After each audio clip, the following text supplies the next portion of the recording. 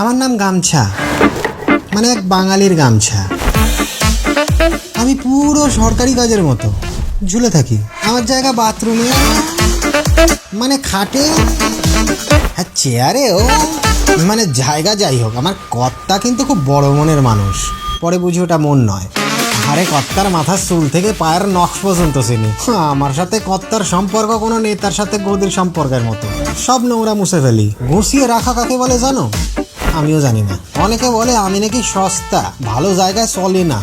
কর্তা কতবার অফিস করেছে আমাকে পরে। আরে দামি তো অনেক জামা কাপড় আছে কর্তার, কিন্তু কোনটা পরবে সেটা আমরা দুজনে মিলে সিদ্ধান্ত নিই। আসলে সম্পর্কটাই এরম। আমাকে বাথরুমে না পেলে সে কি কাণ্ড। গামছাটা কই? হবি না, সব থেকে বেশি কাঁধে হাত আমি রাখি। কর্তার মাথার ঘাম পায়ে পড়তে দিই না। হ্যাঁ, একসাথে থাকলে একটু ফেরফার আওয়াজ তো হবেই। তাহলে কোনোদিন কর্তা দুর্ব্যবহার করেনি, কিন্তু হঠাৎ কি যে হলো, আমার সাথে নির্যাতন শুরু হলো। চরও খাই।